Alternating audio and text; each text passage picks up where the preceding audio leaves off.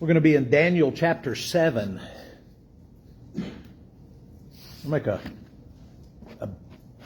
big turn into Daniel chapter 7. We're switching gears. We're changing kinds of literature. Everything's different from this point on. This portion of Scripture is still in Aramaic, so it's in that time frame, in that group of literature. You start with Hebrew and you end with Hebrew, but there's a big chunk of Aramaic in the middle, and this is still in that, and we'll see the time frame in a minute, and that might make sense as to why that's in that section. But so far, we've been looking at accounts, stories. When somebody says it's a story from the Bible, do you like that term, or do you prefer that's an account from the Bible? It's semantics, I realize, but when you talk about stories, my mind thinks Little Red Riding Hood, Three Bears, kind of, And when you say account, it sounds more official in some way. Anyway, we've been looking at accounts of Daniel and his friends while they're in captivity in Babylonia, and then last week we looked at an account of Daniel after the Medo-Persians have taken over. But we've been looking at stories concerning them, third person. We're looking at a story about them, talking about things that they did. Daniel's been interpreting dreams for the most powerful men in the Middle East. You start with Belshazzar. You start with Nebuchadnezzar, and then you've got Belshazzar. You've got King Cyrus in there. There's some really important people that Daniel has been dealing with, but the main focus is that these four Hebrew men who have been taken into captivity are heroic in the way they do things. Right? We're not going to eat your food, but we end up being stronger than everybody else. We're not going to bow down to the giant image, but you can't burn us to death because God is with us. And then there's that other guy that shows up in the furnace. I'm not going to stop praying to my God, even though it carries the death sentence in the lion's den. So they're always doing what God wants them to do, and God always backs them up. So the kind of the leading edge through all of those accounts, all those stories in the first 6 chapters is God is in control, even though they're living in a foreign land under a foreign kingdom. So they're believing in the right God, and the right God is taking care of them through all those things. But now the whole texture of things changes. We go from storytelling to an apocalyptic kind of literature. It couldn't be much different than what we've been looking at and what we're about to look at. We're going from the straightforward historical accounts, telling what real people did in real-time situations, to looking at dreams and visions. We're going from somebody else talking about the individuals to Daniel giving accounts of dreams and visions that he has and encounters that he has with angelic beings. Daniel is going to be center stage, and his visions are going to be center stage. So when I say the word apocalyptic, what do you think? What is an apocalypse? The end of everything, right? That's the way that the modern English vernacular, that's the way we use that word. We talk about post-apocalyptic. Right? There have been a lot of movies made that's their genre. They're post-apocalyptic. And you'll see a picture of the Empire State Building, covered up halfway with seawater, or crumbled to the ground, and just the very top crown of it is laying sideways somewhere. So we're used to those kind of images. Post-apocalyptic, meaning end of time, end of the age, end of the era, judgment day, those kind of things. That's not what the word apocalyptic means. It's the way we use it now, so I suppose in our vernacular that's what it means. But the word in Greek meant to unveil something, to give access to information that wasn't yours to have before. So when Daniel has visions, They're apocalyptic in that they unveil things. They give a peek behind the curtain into things that folks otherwise would not have known had God not revealed them. Think in terms of the Apostle Paul. That's probably an easy one to think about. He doesn't write apocalyptic literature, but he was persecuting Christians. He was on his way to Damascus. His sole purpose for going there was to find if he could find any Christians and bring them bound in chains back to Jerusalem to stand trial for heresy, perhaps, for going against the law of the Jewish leadership. But on his way, he has an unveiling. All of a sudden, he sees something that he didn't know otherwise. So he has an apocalyptic moment. Jesus shows up, speaks to him, tells him what's really going on in the heavenlies, and Paul changes as a result of that. When you get into the book of Revelation, same thing. There's things that are going on behind the scenes, and normal people won't see them, they won't experience them. So John is given this experience, and his job is to report the visions, to tell them what they've seen. So Daniel falls into that category. And there's some other Old Testament prophets that are apocalyptic as well, but Daniel is really one of the most important ones. We're going to read the first of his visions here in just a minute. And what I want you to look for is the response that Daniel has. And I want you to think, if you can remember, the kind of responses that John has on the Isle of Patmos when he has apocalyptic visions. When the veil is pulled back and you get to peek behind it and see what's going on in the other world, in the heavenly world, in the spiritual realm. What's the response that these guys have? I'll give you a hint. He doesn't find it just interesting, right? I always think when people are studying apocalyptic literature, they're looking for little factoids and they're trying to work out all the mysteries and the secrets and whatever. And it's an interesting puzzle working kind of thing. When the guys originally saw these visions and had the curtain peeled back, their response is always the same, right? So watch for the response that Daniel has. Well, we'll talk about a little bit more about apocalyptic literature here in just a minute. But go to chapter 7, beginning in verse 1. In the first year of Belshazzar, king of Babylon, Daniel had a dream. Okay, so we're jumping back in time. Right? We were looking at all the stories, all the accounts of things that Daniel and Shadrach, Meshach, and Abednego did. And now that we're into visions, we move back in time to when Belshazzar was king over Babylon. Right? Belshazzar is king.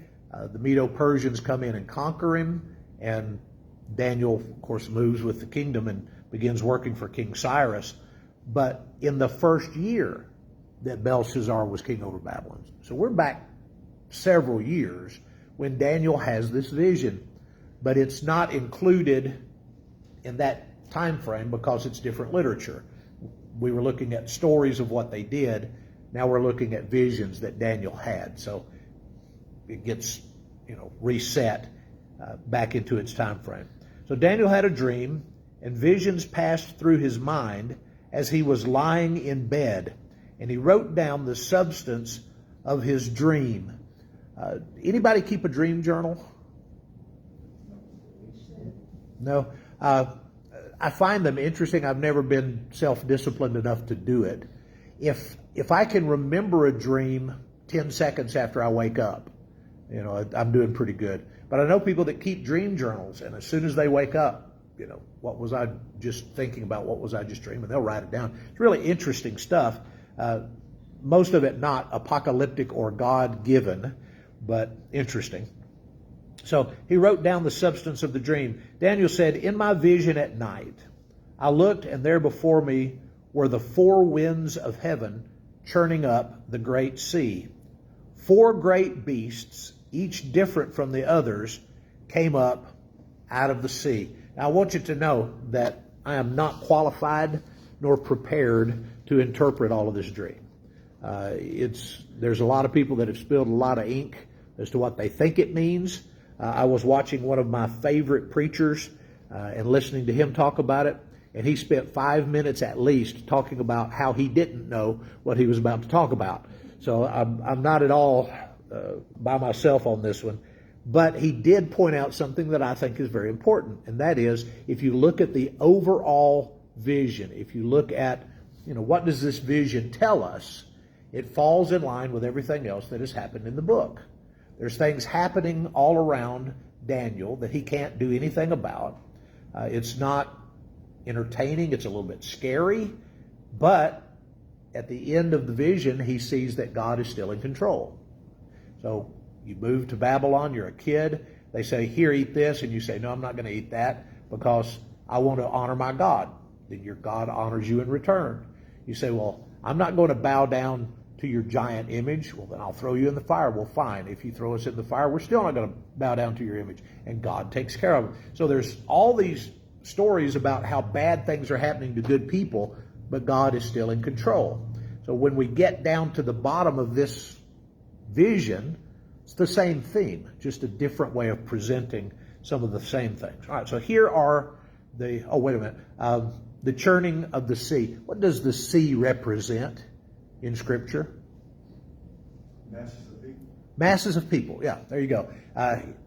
Masses of people, the world, kingdoms, so that when something comes up out of the sea, it's something representative of kind of the chaos that is the world. The first time we see the churning waters is in Genesis chapter 1. Right? In the beginning, God created the heavens and the earth. The earth was formless and void, but the Spirit of God was hovering over the face of the deep. Right? So the sea is there, but it's just chaos. Before God says, let there be, and He changes everything. It's just this chaotic sea. Then things come out of the sea. You get to Revelation, the same thing is true. Revelation 13, those beasts of the book of Revelation, they all come up out of the sea. So you've got the peoples of the world, and then these predominant monstrous things come up out of the sea. So the first was like a lion. It had the wings of an eagle. I watched until its wings were torn off, and it was lifted from the ground so that it stood on 2 feet like a human being, and the mind of a human was given to it. Best guess, this is probably Babylon. Right? Babylon, if you look at the ancient ruins of Babylon, their symbol was a flying lion. I mean, you've seen that picture of a lion with wings. So probably talking about Babylon. And if you think back to the vision that Daniel interpreted for Nebuchadnezzar, right, you are that head of gold. So we're starting at the top of that big vision that Nebuchadnezzar had. You're the head of gold. And we're going down through some more of the kingdoms that rise and fall. There before me was a second beast, which looked like a bear. It was raised up on one of its sides, and it had 3 ribs in its mouth between its teeth. It was told, get up and eat your fill of flesh. And so I don't know what the 3 ribs might represent, whether they're kingdoms or peoples or authorities or what they might be, but this is probably the Medo-Persian Empire. Right? So they defeat Babylon. They're the next ones in line. They're seen as a giant bear who is eating. He's conquering. He's gnawing on the flesh of those that he's conquering. Verse 6, after that I looked, and there before me was another beast, one that looked like a leopard. And on its back it had 4 wings like those of a bird. This beast had 4 heads, and it was given authority to rule. And so ruling authority is given to this leopard with 4 heads, and it's a fast leopard. I guess all leopards are pretty quick, but this one has the speed of a leopard, plus it has 4 wings on its back. It may be representative of the 4 winds, but anyway, this leopard's going to move quickly. One of the authors that I looked at said maybe this is representative of the Greek Empire, because when you think about Alexander the Great and how quickly he moved across the face, across the map. He conquered so many people in such a small amount of time. And I'm not sure how old he was when he finally said, there's no more worlds to conquer. I'm sad. I want to say 32, but I don't know. I mean, he was a kid, but a very gifted, very powerful leader. And again, who made him gifted and powerful? Right? God's bringing these things up in a parade out of the sea, and they're doing what God has set them up to do, but God is still in control. After that, I looked, and before me was another beast. No, that's the one I just read. Verse 7, after that in my vision at night I looked, and there before me was a fourth beast, terrifying and frightening, very powerful. It had large iron teeth. It crushed and devoured its victims and trampled underfoot whatever was left. It was different from the former beasts, and it had 10 horns. So probably the Roman Empire that comes up next. It would have been the next in line if we're talking about that original vision from Nebuchadnezzar. Devoured its victims, trampled underfoot whatever was left. I hate to say it, but to me, the picture of this beast sounds like a heavy metal album cover from about 1975. Just kind of, it's about like that. But while I was thinking about the horns, there before me was another horn, a little one, which came up among them, and 3 of the first horns were uprooted before it. This horn had eyes like the eyes of a human being, and a mouth that spoke boastfully. Hang on to that thought. As I looked, thrones were set in place, and the Ancient of Days took his seat. His clothing was as white as snow. The hair of his head was white like wool. His throne was flaming with fire, and its wheels were all ablaze. A river of fire was flowing, coming out from before him. Thousands upon thousands attended him. 10,000 times 10,000 stood before him. The court was seated, and the books were opened. Who is this?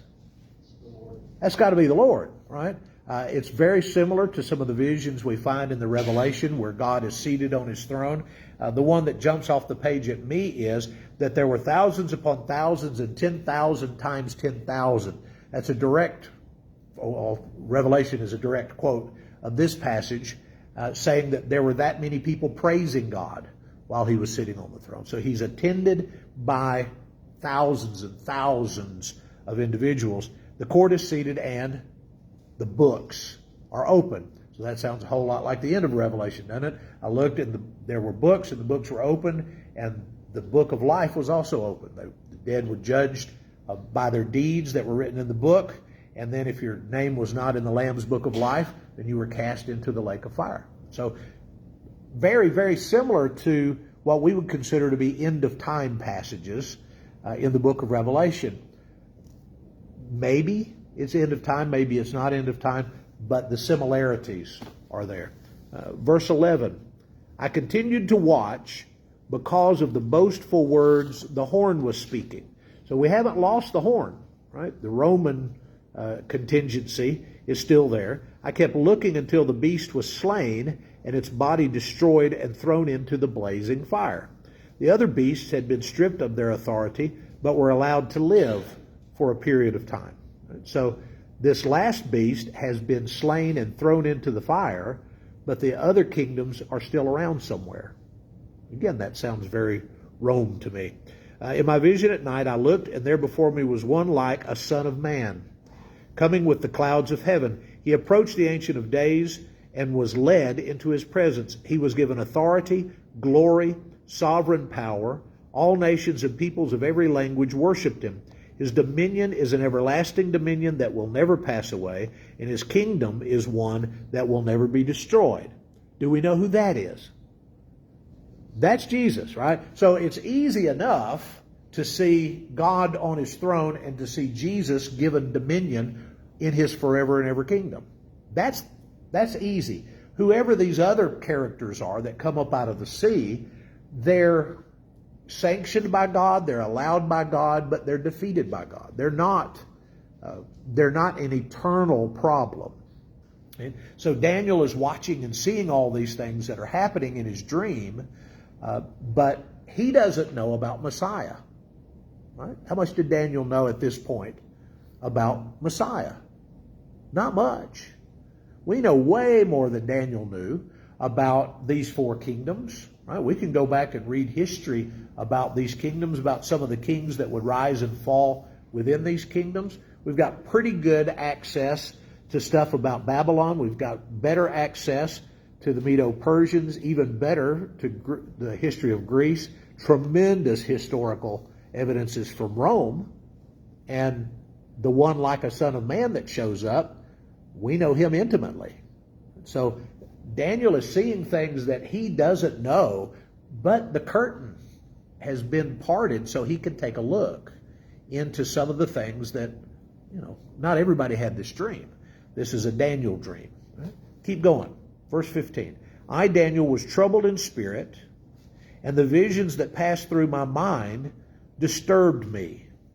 I approached one of those standing there, and I asked him the meaning of all this. So he told me and gave me the interpretation of these things. The four great beasts are four kings that will rise from the earth, but the holy people of the Most High will receive the kingdom and will possess it forever. Yes, forever and ever. So our understanding of his dream becomes his understanding of his dream. He still doesn't understand what we do, but he's given some peace. He's given some understanding that it's going to be okay. The King of Kings, the Lord of Lords, the Sovereign One, is in control of all this. So you don't have to be concerned. God is still in control. So I don't remember if we talked about it in this class. I think it was Wednesday night class, where we talked about how to interpret parables. And one of the things is sometimes Jesus will just tell you what he's talking about, and sometimes you have to kind of put the puzzle pieces together. Here's one of those things where Daniel just goes, "Oh, this is messing with me. I'm concerned about this dream." So he just asks somebody that's there, some random somebody. Now, at times he's going to get to talk to royalty from heaven. Right? Daniel's going to be having conversations with extremely important angelic beings. Here he just says, I asked somebody that was standing there, "Do you understand all this?" And they said, "Well, yeah, God's allowing these kingdoms to come and go, but the kingdom, the holy people of the Most High will receive the kingdom, and they will possess it forever." And then he puts that tagline, yes, forever and ever. Not just a little forever, but forever and ever. So I wanted to know the meaning of the fourth beast, which was different from all the other and the most terrifying, with its iron teeth and bronze claws. The beast that crushed and devoured its victims and trampled underfoot whatever was left. I also wanted to know about the 10 horns on its head and about the other horn that came up, before which 3 of them fell, the horn that looked more imposing than the others, and that had eyes and a mouth that spoke boastfully.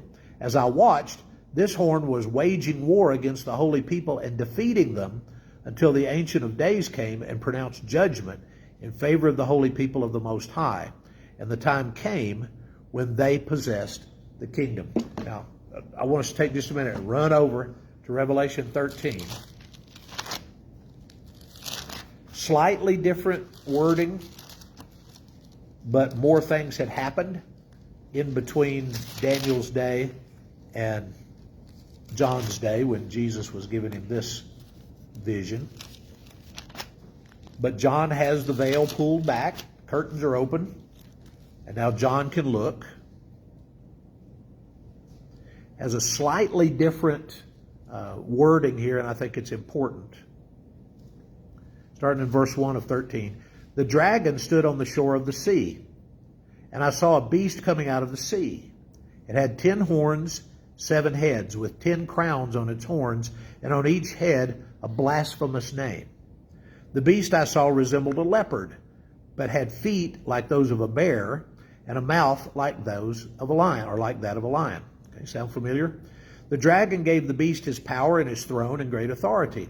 One of the heads of the beasts seemed to have had a fatal wound, but the fatal wound had been healed. The whole world was filled with wonder and followed the beast. People worshipped the dragon because he had given authority to the beast, and they also worshipped the beast and said, "Who is like the beast? Who can wage war against it?" He's talking about the Roman Empire. Okay?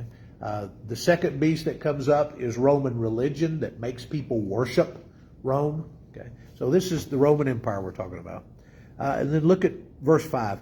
The beast was given a mouth to utter proud words and blasphemies, and to exercise its authority for 42 months. We won't get into all that, but what it doesn't just say it was speaking proud words, it was speaking blasphemies. Okay? So it was speaking against God. It was challenging God's people. Think when David went down to the river, and on this side of the valley are the Israelites, and on that side of the valley are the Philistines. And there's this giant that keeps coming down into the demilitarized zone and yelling insults at Israel. And David says, how long are you guys going to let that uncircumcised Philistine talk like that about our God? So he gets a sling and takes care of it. So it's not just people that have power, it's people that have power and are so full of themselves that they speak blasphemies. So the Roman Empire was a blasphemous nation when they were around. All right, verse 23. He gave me this explanation. The fourth beast is a fourth kingdom that will appear on the earth. It will be different from the other kingdoms, and it will devour the whole earth, trampling it down and crushing it. The 10 horns are 10 kings who will come from this kingdom. After them, another king will arise, different from the earlier ones. He will subdue 3 kings. He will speak against the Most High and oppose his holy people and try to change the set times and the laws. The holy people will be delivered into his hands for a time, and half a time. By the way, time, times, and half a time is 42 months. It's the same number, just expressed differently in the Revelation. But the court will sit, and his power will be taken away and completely destroyed forever. Then the sovereignty, power, and greatness of all the kingdoms under heaven will be handed over to the holy people of the Most High. His kingdom will be an everlasting kingdom, and all rulers will worship and obey him. This is the end of the matter. I, Daniel, was deeply troubled by my thoughts, and my face turned pale, but I kept the matter to myself. So you can see why it's set where it is in Scripture. It happened under Belshazzar, which a couple chapters ago, early chapter 5, but it's placed where it is because Daniel says, I had this dream, and it messed with me, so I sat on it. But now it's time to tell this dream. So we don't know exactly when Daniel finally decided to share it, but it's in the context of the reign of King Cyrus and the Medo-Persians, but it looks back to a time when he must have had this vision. So what's the point of the vision? What did he learn? If the veil has been drawn back and now he knows things that other people don't know, what does he know? Well, he knows what Nebuchadnezzar knew, that there were going to be these 4 kingdoms, right? Babylon, Medo-Persia, Greece, and Rome.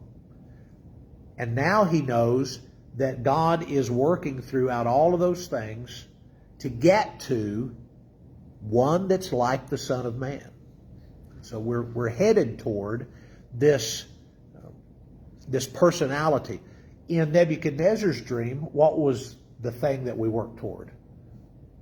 It was a kingdom it was a rock that was cut out of the mountain, but without human hands.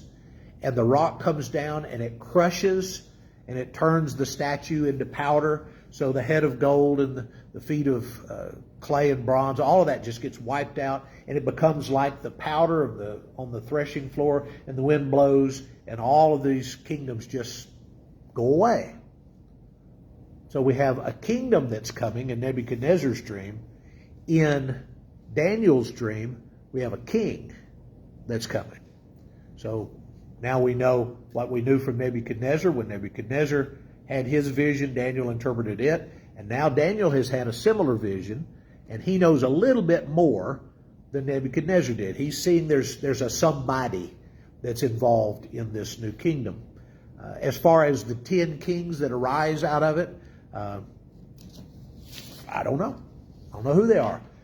Anybody follow the premillennialists over the last half of the last century? Nobody into that stuff? See, this is where it's interesting to me and probably not to you. They thought the European Union was the deal. Right? So once you have 10 members of the European Union, then that's the 10 kings. And the 10 kings will band together against God, and there'll be World War III, and then God will break in and end history. And they kept waiting and kept waiting and kept waiting. And for a while it was 10, and then it was 12, and then it was 15. And I don't know how many are involved in NATO and all those different organizations.